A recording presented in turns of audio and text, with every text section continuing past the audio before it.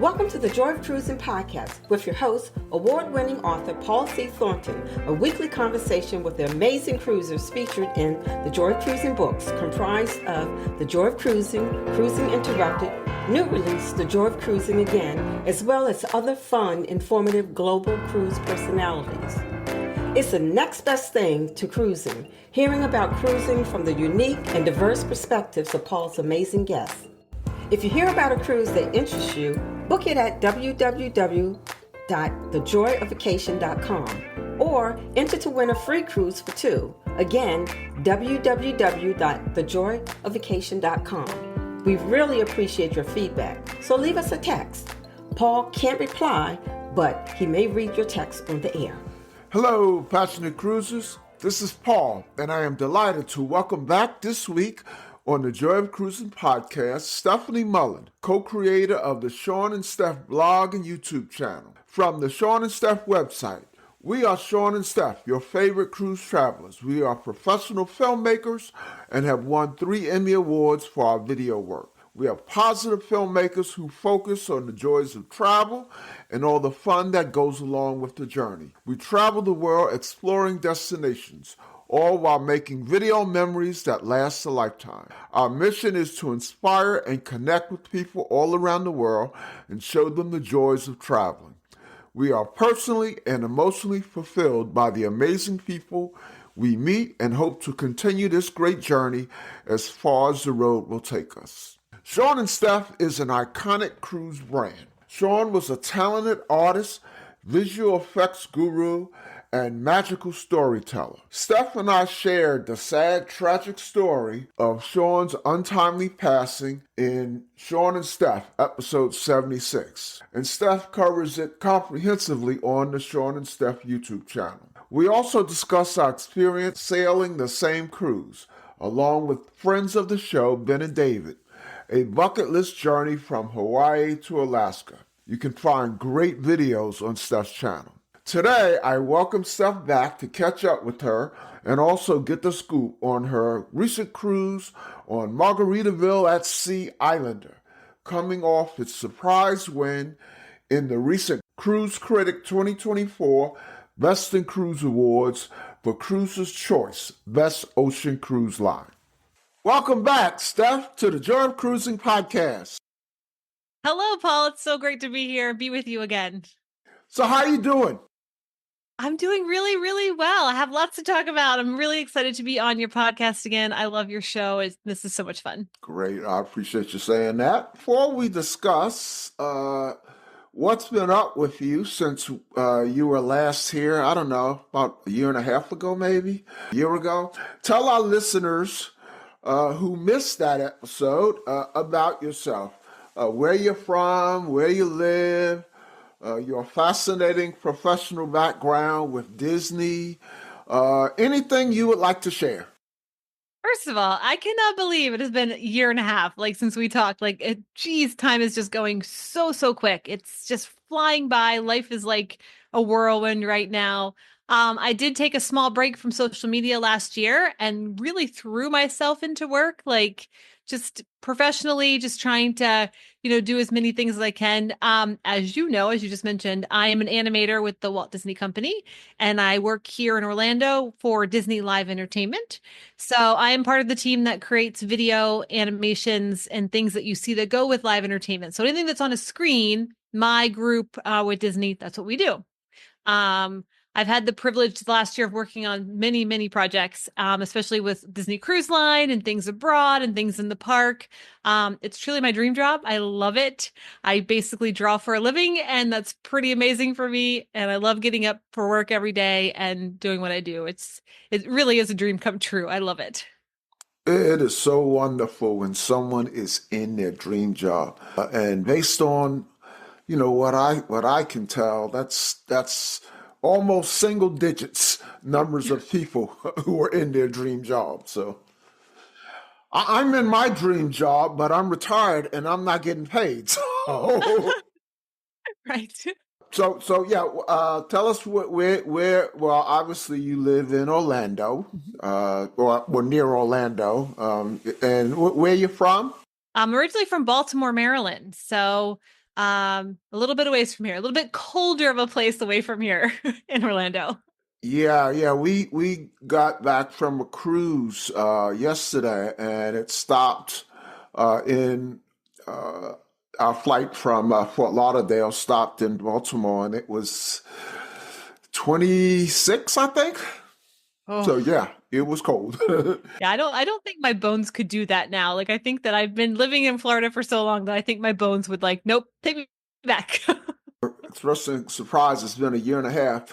I know it's been over a year, and the way I know that is literally today. I put out a podcast celebrating my second birthday, which is tomorrow. The podcast's second birthday, and I know that you were in the one that I did a year ago, celebrating our first birthday. And listeners, if you missed that one, Steph's soundbite, as you may know, listeners, the birthday podcast is sort of a collection of, most poignant, most moving, most memorable, and most embarrassing and funniest. Well, Steph's soundbite for my first birthday podcast was the last one on the podcast, and it was there's no winners, but I called it the funniest of the year. So if you missed my first one, go back and listen to it so you can hear what Steph did that was so funny to me. So catch us up, Steph, on what you've been up to since we last chatted. Particularly give us the highlights of any cruising you've done, except the one you just got off Saturday, because that's what we're going to maybe talk about in a minute. Sure, absolutely. So, like I mentioned already, last year I threw myself into work. I was part of a bunch of different projects. So, because of that, I didn't get to cruise as much as I would have liked to have cruised. But one of the projects that I did get to be on was part of the team on the Disney Dream dry dock. So, they sent me over to Brest, France, where I met the Disney Dream on blocks out of the ocean, like completely dry, which was crazy. We picked up the ship there, traveled from there to Southampton, picked up some cruise guests, and then we did a transatlantic across from Southampton back to, I believe it was Fort Lauderdale, but back to the US. I don't really remember where it was, but I think it was. And as a cruise lover, it was a crazy, crazy experience because I got to see behind the scenes of what a ship goes through in dry dock. And it was absolutely fascinating to see the work and the construction and the crew, and then to see it transform from literally a construction zone that you had to wear a hard hat around because there were cranes and dumpsters and everything else into the magical Disney ship that we all know and love now in the blink of an eye. Like it was like I snapped, I turned around, and it was all back to normal. It was absolutely crazy. I was on board with all this construction was going on. I was on board with the team installing new content for all of the new screens that they put onto the ship, which there were a ton of new screens, including the main pool deck where they added new screens up for their shows. I always like to say working for the cruise line and on cruise line projects is some of the hardest work that I do because it really is the only time you're not working is when you're sleeping or when you're the 20 minutes that you're grabbing something to eat. Like it's just crazy, crazy work. But I could literally work 24 hours a day on a ship. And because I'm on the ocean, I'm just as happy as can be. So that was my cruising experience. I was on the ship for almost 30 days. So it was kind of, Oh my it was a goodness. crazy experience, just working in my cabin, working. And then we have overnights that we go and check out the content when everybody else is sleeping. At 2, 3 o'clock in the morning, I'm up on deck doing all of the testing and things for all of the screens. It's just really a fun thing. So that's pretty much all I did all last year. What tough duty. You should get hazardous duty pay. A transatlantic from France. We'll be right back. The Joy of Cruising podcast guests receive a gift sponsored by GigSky of a 3 gigabyte cruise plus land data package valued at $60. Relying on ship Wi-Fi is slow, unsecure, and sometimes not available. And at foreign ports, travelers don't want to pay their carriers high fees. GigSky provides a solution that will save them a significant amount of money. To get your own data package usable on the ship or in ports, here is my link to GigSky. https://gigsky.pxf.io/NLOXOR. This can be found in the show notes below. For a 10% discount, use the code Joy of Cruising.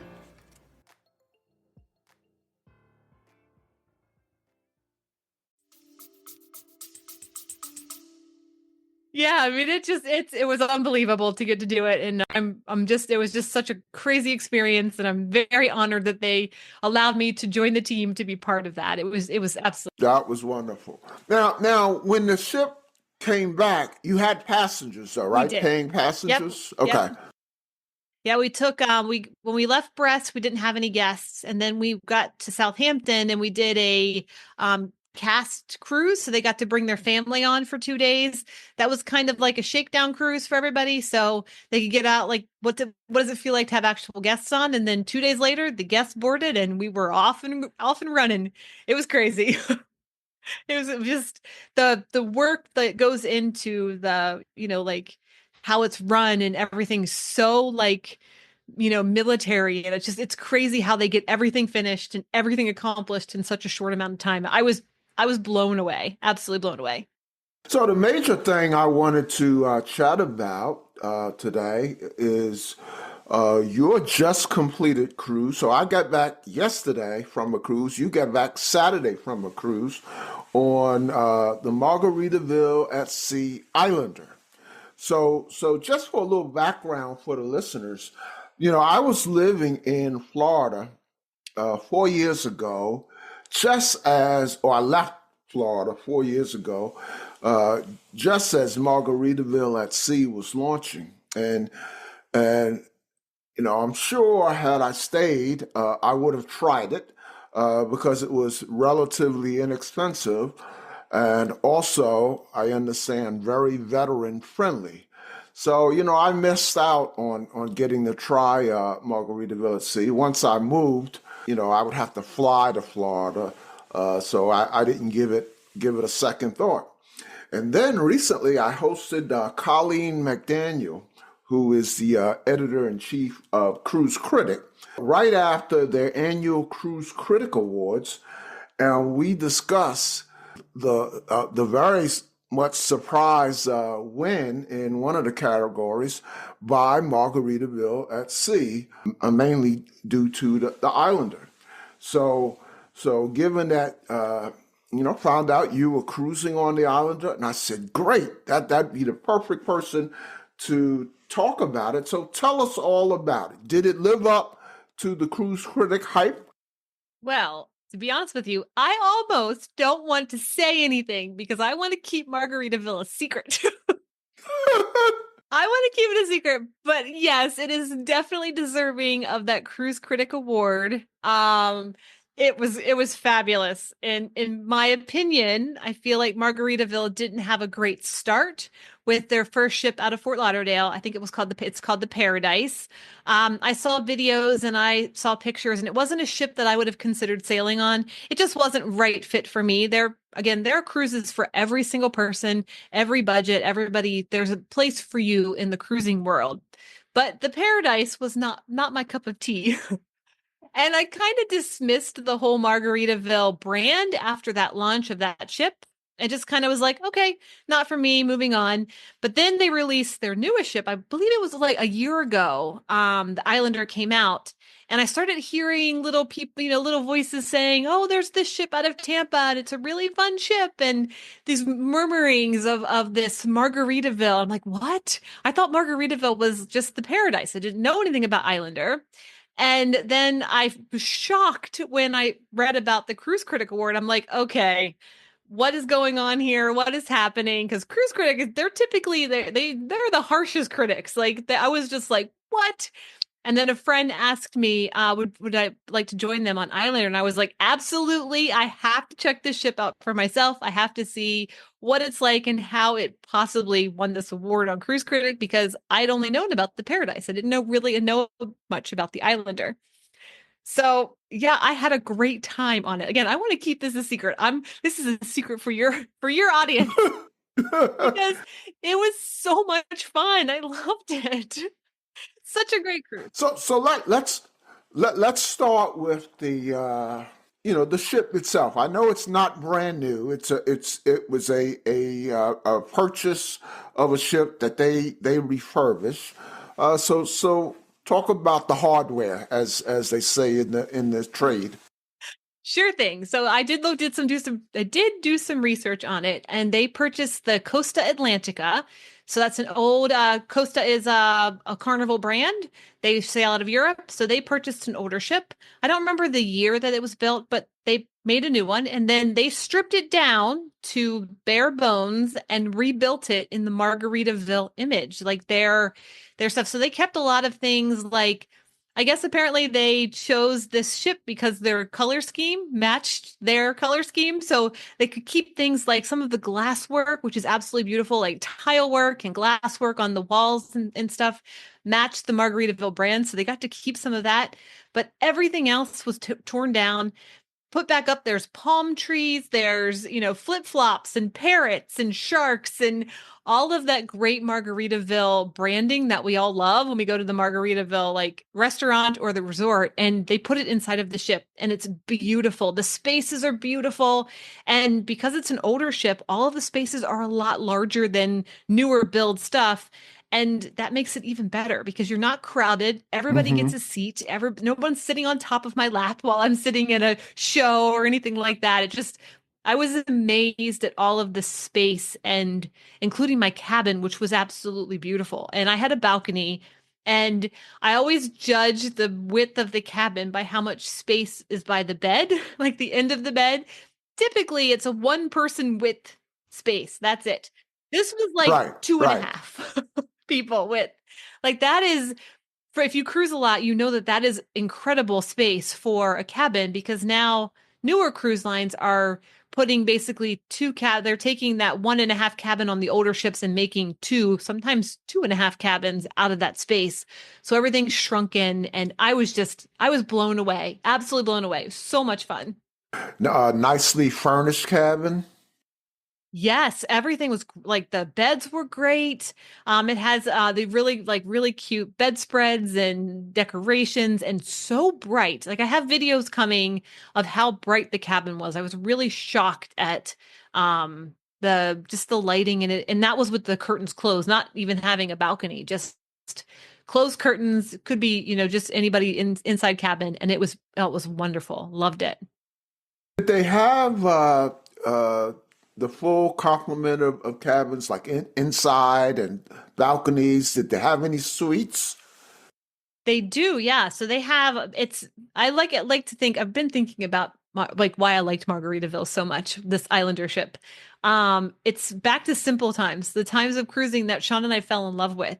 Very basic, simple cruising. So there's an inside cabin, there's an ocean view, there's a balcony, and there are suites, and that's it. Like there's not 500 different ocean view cabins and 600 different balcony cabins. That's an exaggeration, I know, but there's a lot of different categories inside of categories now for cruise lines. And it was just refreshing to have, here's your cabin. This is it. They're all the same. I like that. What about recreational facilities? Were there, was there one pool or several pools? Did they have an inside pool? Things like that. Yep. For pools, they have 3 of them. They do have an inside pool. It's covered with a retractable roof. They didn't actually retract it on my cruise, but it was very chilly, so I'm guessing that's the reason why. They have an inside pool. They have an outside pool. It's called the 5 o'clock somewhere bar. Wait, inside's the 5 o'clock somewhere pool. Outside's the land shark pool, which it has the big screen that they play movies on. And then at the back of the ship, they have another pool, and that is adult only. That's the tiki pool, and that's for adults only. So They have that's a lot of water. That's in their big pools, all with hot tubs, each of them big hot tubs on each of this locations. And yeah, other than recreation, they do have a water slide. I didn't go on it because it was a little chilly. Mm-hmm. And then they had mini golf as well. They have a pickleball court, which is really neat. And something that I've never seen on a cruise line before is they had a what's the beanbag called? Like the beanbag toss game. Cornhole. Cornhole, that's it. They had a cornhole course with 7 holes with different obstacles to throw your beanbags into, and you went around, and it was so much fun.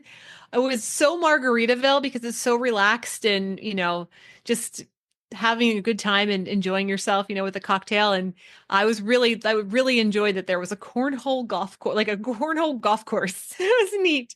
I really liked it. Yeah. They have everything else too.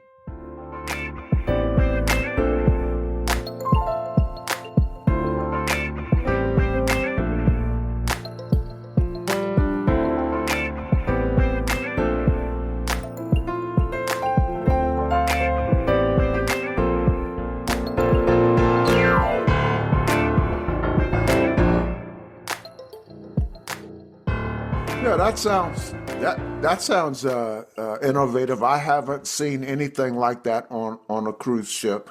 Typically, on cruise ships where I've seen cornhole, it's just something you kind of push out onto the to a deck, and then when you're done, you push it back off to the side. But this sounds almost like mini golf.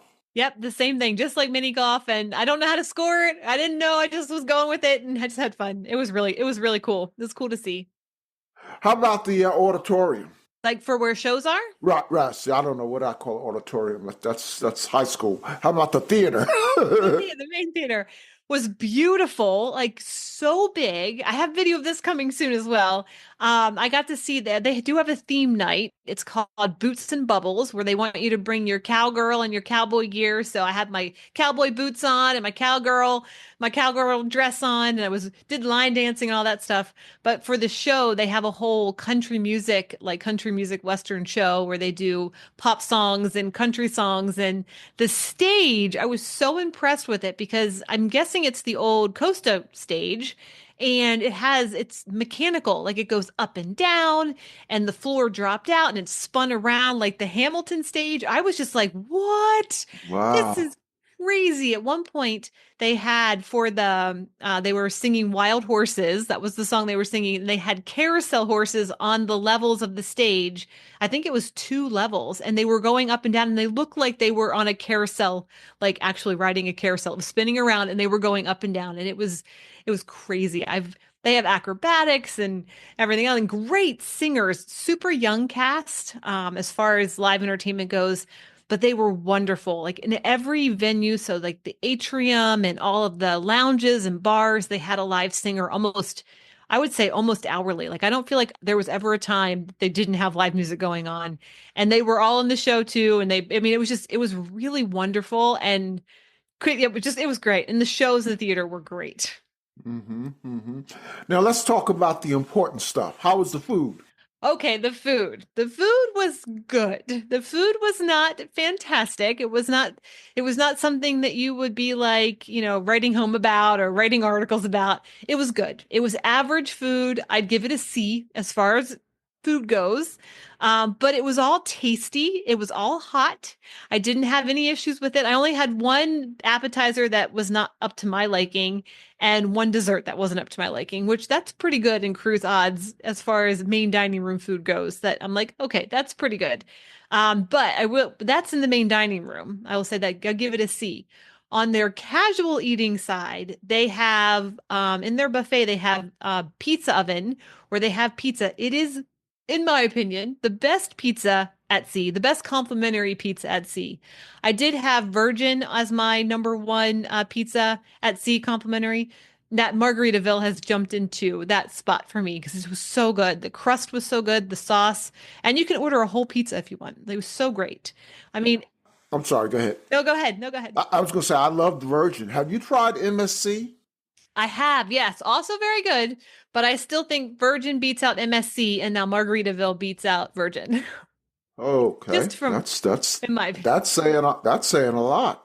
It was so good. And then if you've been on Carnival, they also have Cheeseburgers in Paradise, which is their quick service like burger place, which is exactly like Guys. And again, in my opinion, the burgers taste the same. They're smash burgers. So good at lunchtime. I had one every single day. I could not tear myself away from the burgers on Margaritaville. Like I was like, I shouldn't eat another one, but I'm gonna have another one, please. And got another burger. I have a burger counter like ding, ding, ding. So good. Now I wonder is that because I've gone to Cheeseburger in Paradise on land. I wonder is that the same? That I don't know. Is Yeah, is it the same company? I'm pretty sure that's owned by Margaritaville, but I don't know. But the chain that I used to go to in a different location, it was very good, and I recall the decor and the music. And I'm pretty sure that was owned by Margaritaville. So that's probably that brand that they brought inside. Did they have specialty they did, restaurants? and we got to try them out as well. They have a steakhouse on board, and they have like quick bar food kind of type thing in the adult only area. So we did the adult only area food first, which is the typical bar food that you would find, let's say in Oceans or on Royal Caribbean. You could find it at Playmakers, or I'm trying to think of any of the other bar food that you can purchase. It has wings and like coconut shrimp and all kinds of different things that they have on their menu. I did get the wings and the shrimp, and let me just tell you, they were the best wings I have ever had at sea. Like I was Wow. blown. They actually had flavor. I got the buffalo ones, and typically on cruise lines, I feel like they're scared of spice. I like spice. I like things to taste good and be tasty. And these wings tasted like actual wings. I was just like, oh my gosh. I was like, give me more, give me more. My stomach was like, no more, no more. But I'm like, no, I need to eat more because these are so good. Like they're so good. And then the steakhouse was really great. Had probably one of the best steaks I've had. I had a New York strip and it was really tasty. Loved it. Appetizers were good. I had my shrimp cocktail, which if you follow me, you know that I'm a shrimp cocktail girly. I like anything that's shrimp and cocktail sauce. Please give it to me. Love it. And then the only thing I didn't like on their menu was the dessert. I opted for the fruit plate, which, by the way, is not something that you should order at a steakhouse, but I was really full. So I was like, I'm going light. I'm going to get the fruit plate and try to be good. It didn't come out to my satisfaction. Like it was like swimming in this juice and it was weird. But besides that, I was like, everybody else's desserts looked really great. I just chose the wrong one. So, but so good. Like I was the specialty dining, that's only the two things that they have. And it was I mean, just blew my mind. Absolutely, really great. Well, you've already dispelled a lot of preconceived notions that people have about Margaritaville at sea, and that's mainly due, of course, to the Paradise. And I'm not here to knock the Paradise. Not only have I not been on it, but it serves its purpose. Like I said, if I was in Florida, the prices so cheap like they were, I probably would have tried.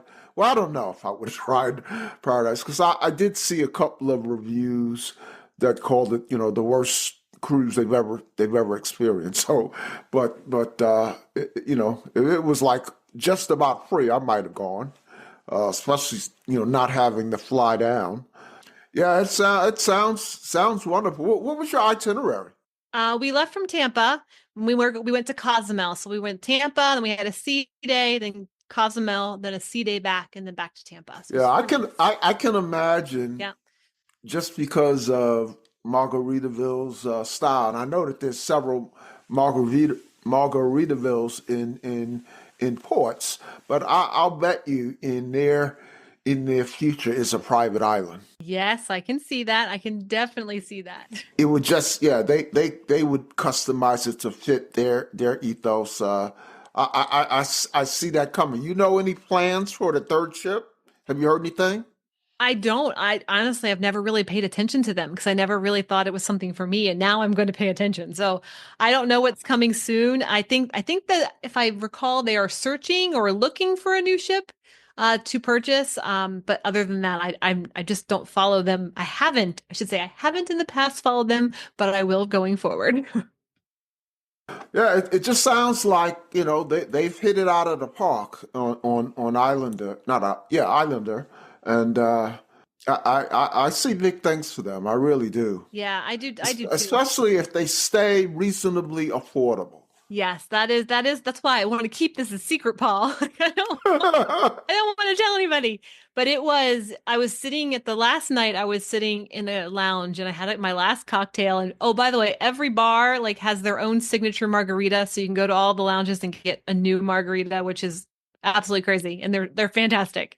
So I'm sitting Hmm. in the bar my last night and I'm like, why did I love this ship so much? I'm not typically a 4 night cruise person. And that's not typically my style. I like 7 nights or longer cruises. And I'm sitting there going, why did I like this so much? And all I could think about was it took me back to when Sean and I started cruising in 2011, when cruising was a lot simpler. You didn't have to make a bajillion reservations for dining or for activities or any of the extra stuff that you have to purchase, any upcharge stuff. You just got on a ship. You wanted to escape the real world for a few days, enjoy the ocean air, soak in all the sunshine, have good food, listen to great live music, and recharge your batteries to be able to go back to work when you got back to land and not be exhausted. And the Islander did that for me. And I was sitting there going, oh my goodness, I don't think I've had a relaxing cruise in a really long time. It's always go, go, go, go. And I love those cruises. Like I love the big royal ships. I have a great time, but they're not relaxing. You are going nonstop and doing go-karts or zip lines or flow rider or water slides.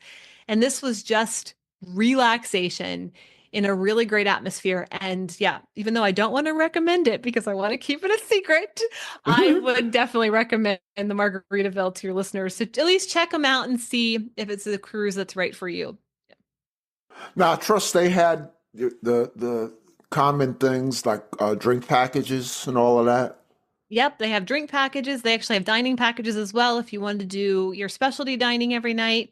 They have all the same stuff that the major three have, like the Carnival Royal Norwegian, everything else in between, just a lot less expensive. So very affordable, very reasonable priced for, especially in this day and age when it seems like cruising prices are just skyrocketing through the roof because of popularity. It's just so people just want to cruise. Hmm. Now, I notice, like at Virgin, their I don't know what you call them, but their staff strikes me as very different from staff on other cruise ships. I mean, they have piercings and tattoos, and they just seem to be themselves. Uh, Talk a little bit about the staff on Margaritaville. Just any other cruise line, or is there some distinguishing factor? I thought they were very similar to all cruise lines, not Virgin. Virgin's a whole different line. But they did, I mean, they were so friendly, nice, funny, like jokes. And my room steward was really fantastic. For the dining that we had, they were all really great. And like I said, the musicians are great. The bartenders, I didn't expect to get on this size of ship when you go on like Carnival or Royal or Norwegian. The bartender, it's a hit or miss with bartenders in my experience. And this one, they were all craft cocktails 100% across the board. Like I was blown away by their experience because they were really fantastic and just super nice and knowledgeable and happy all the time. And I mean, you've got Margaritaville playing at over top. I don't know how you could be like, you could hate that because it was really, the music's always happy and upbeat. But they did seem like they enjoyed it, but pretty, as far as staff and crew goes, I think all crew on all ships are wonderful. So they were just as wonderful on Margaritaville. Another question that just kind of popping in my head as I sit here.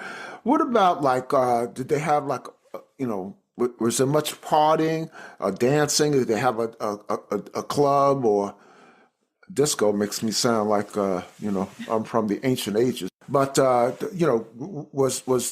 was it just partying like on the deck, or was it actually partying, in a club setting? They had everything. And by everything, I mean, so first of all, they have old school paper. If you remember the old school paper itinerary, like for your schedule of the day, not on an app anymore. It was Yes. they had a way to download the PDF of that, but it was like old school cruising. So I had my paper, I was looking at it.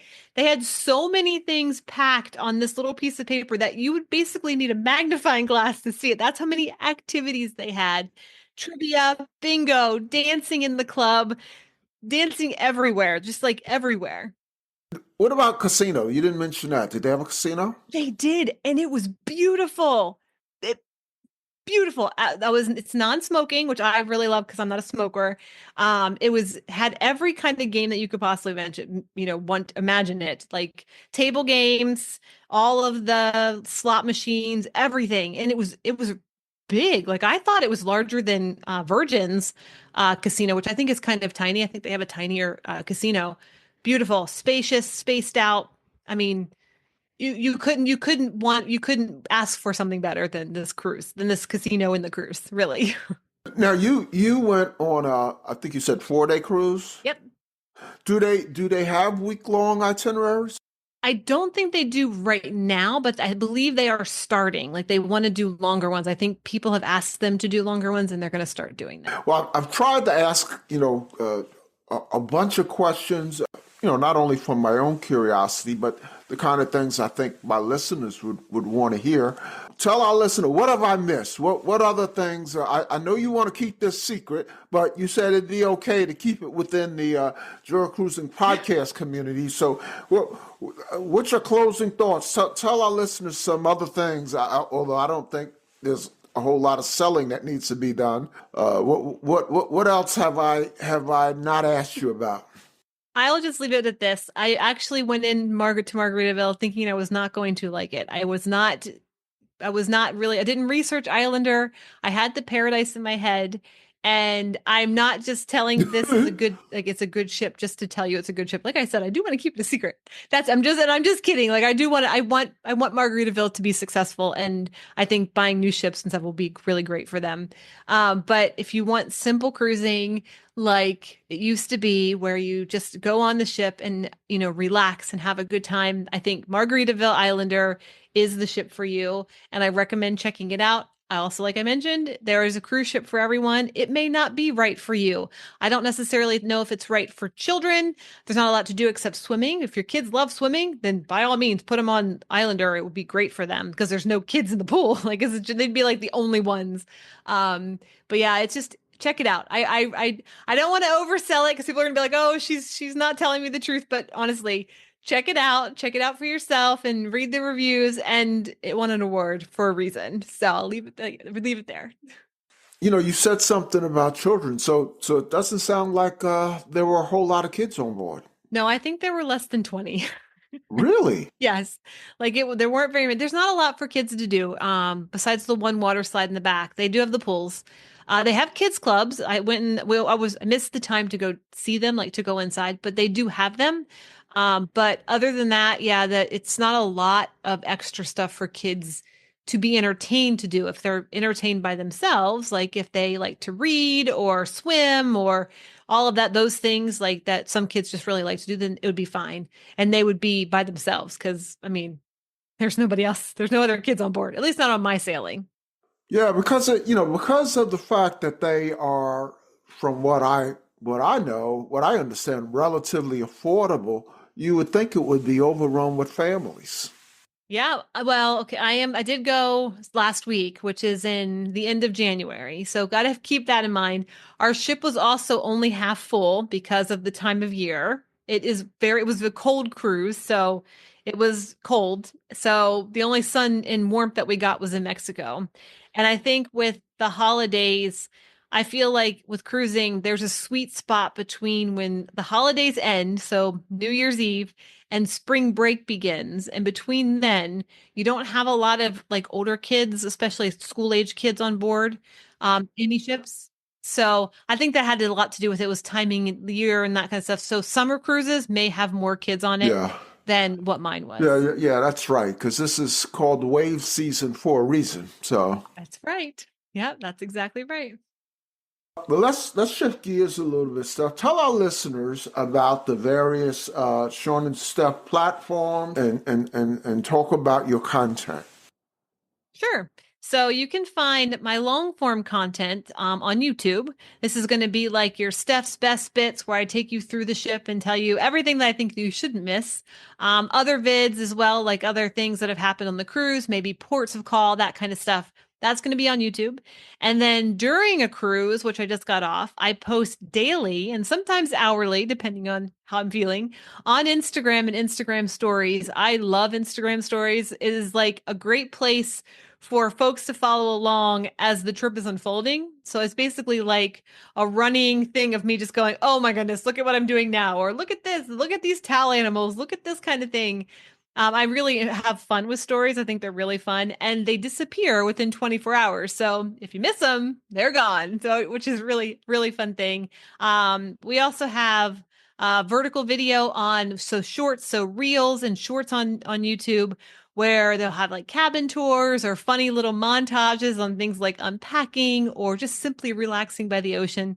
Just little goofy things that I like to do to, just to showcase the ship or anything like that.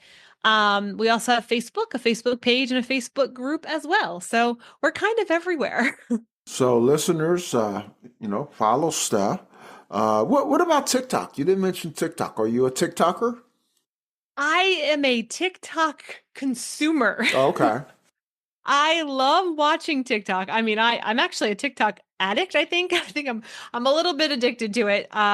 But I haven't quite crossed over into the TikTok land. I need to. I need to get better into that and do more things. And I'm starting to get there. It's a learning process for me. So that's still in my bag of tricks to learn as far as social media go. But one day I'll be there. Yeah, I got on about 4 months ago and I was totally lost. In fact, I remember making a post on my Joy Cruising Podcast Facebook group saying, hey, folks, I'm on TikTok now. I have absolutely no idea what I'm doing. But, I am starting to post and I think I'm starting to get some traction because, I get some downloads, every day of people downloading like my teaser episode from 2 years ago. And I'm wondering, like, who could want to hear that now? Or who could, and so I think I am getting some new people from somewhere. So I'm assuming it's TikTok. So Steph, when you're not creating for Disney or doing content for Sean and Steph, how do you spend your me time? Well, I know you're probably going to say, "What's that?" right. I was gonna say, I think I sleep in there a little bit, maybe a little bit of time in there. No, when I'm for a little me time, you'll find me snuggled on the couch with a kitty. We have three of them. With a kitty either on my lap or next to me, and I love listening to podcasts now. I'm really into All There Is with Anderson Cooper and Nicole Byer, who's a comedian. She has a show. Podcast called Why Won't You Date Me? They're both really funny. So I sit and listen to those.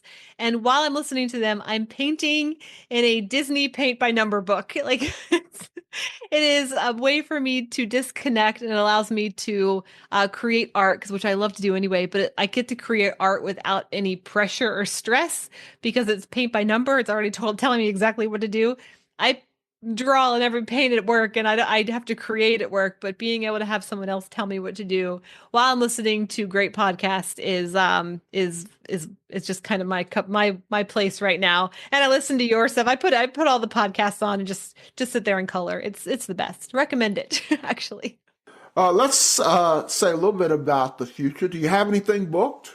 Well, besides The Islander, which I just got off, I will also be on. This is kind of nobody knows this yet. I guess this is an exclusive. I haven't posted it yet, but I will be on. Listeners, breaking news. You're the first for me to tell this out in the public. I will be on the inaugural sailing of Star of the Seas in August out of Port Canaveral. I'm really looking forward to it. I was on the Icon inaugural last year. And I'm really excited to see Star of the Seas in, my hometown, my home port, which is really good. All the other time in between, I'll be working and doing Disney work. So I'm doing 2 cruises this year. That's all that can fit into my schedule, but I'm really excited. Do you have a bucket list, cruising or general? It could be land. I do. And this one's difficult because there are a lot of places that I want to go see and experience before I turn to dust. Like that is there's a couple, but two that I really want to do. I want to do the Christmas market river cruises down the Danube for Christmas one year. I want to see it. It looks magical and very, very Princess Disney, and I want to experience that. I also want to cruise to Australia, sail around Australia, throwing in there, including seeing New Zealand and the Fiji Islands. Like those, all of those would be or will happen one day, I hope. Have you been on a river cruise? I have not, no. Sounds like a wonderful bucket list. I definitely have Australia on mine. Before we let you go, a couple of light, even fun questions. Now, these are going to be, you've been on the show before. So for a second time guests, I ask some different questions just so that their friends and fans can get to know them better. And when you come on a third time, as I know you will, I should say, I shouldn't be presumptuous. I hope you will. I'll have to come up with some new questions. So you have a huge following. So let me say welcome to the many Sean and Stef fans listening, so that your fans and my listeners can get to know you better. Let me ask a few questions I ask repeat guests. So tell our listeners and your fans, besides podcasts, because you told us that already, what's playing these days on your Bluetooth speaker or headphones or however you consume media? So yes, I love podcasts. I just love it. But music wise, it's typically some kind of Broadway musical of some sort. And it's usually blaring away while I'm animating at work. I'm just sitting there dancing and drawing at the same time. Currently I have the Rent soundtrack on repeat. I'm loving hearing it again. But it's usually a musical of some sort. Cirque, I don't know. It's always a musical. Okay. What's the last live concert you attended? Oh man, it's been so long since I've been to a live concert. I can't even remember what the last one is. Okay. I've seen a bunch of bands play at Epcot and Universal for their various festivals or events, but I couldn't even tell you what I've seen. So All right. Well, let me ask you this: anybody you aspire to see live? I don't think so. I think with work and live entertainment, I'm good. I like watching, like I really was really impressed with the Taylor Swift tour. I've seen something like on video, I've seen some bits of her stuff like that blows me away. But I just like all music. So I just kind of let everybody else who are the big fans, they can go and I'll watch it on video. Let's see. Who's your favorite music artist of all time? You already kind of said you lean more towards shows, and doesn't sound like you follow a particular pop artist or rock artist or rap artist, or you just like to listen to music. Anyone that you would consider your favorite? My favorite musical artist person, like you just mentioned, would be John Williams. I am obsessed with him. He is my favorite Spotify playlist. His music transports me to another world every time I listen to his stuff. And just if you're not familiar with John Williams, he does the soundtracks. He does all the movie soundtracks, right?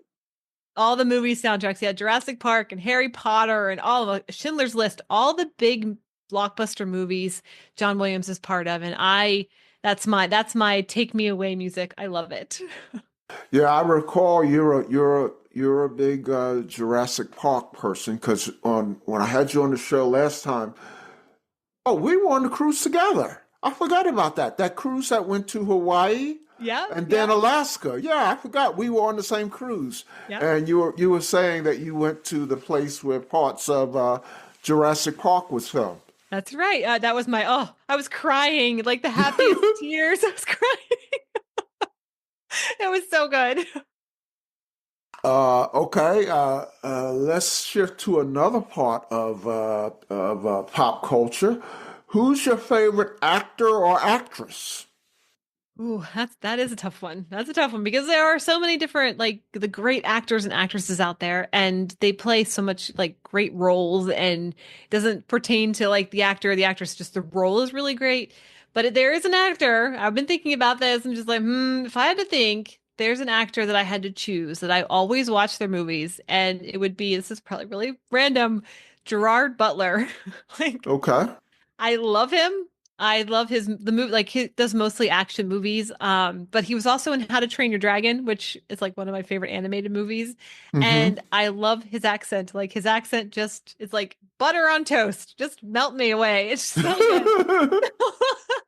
I love it. I love him and I love his stuff. It's really great. Final question. I have a guess. I'll let you answer it. I won't butt in, but then I'll tell you what I thought you were going to say. What's your favorite movie of all time? Well,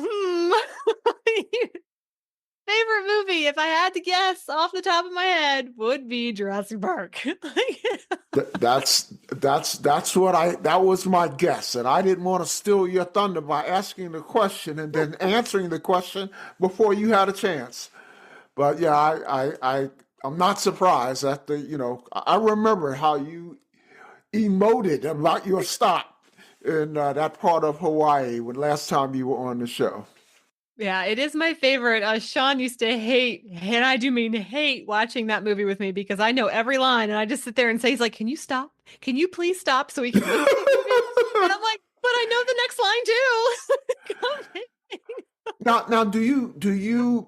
I mean, the first one was an absolute classic. Do you watch the sequels? I do, but they do not hold a candle to the first one. The first one, still to this day, is the best of all of them. Even the new Jurassic Worlds, they're good and they're fine, but they're nothing like the original. The original's the best. Because I hear there's another sequel about to come out.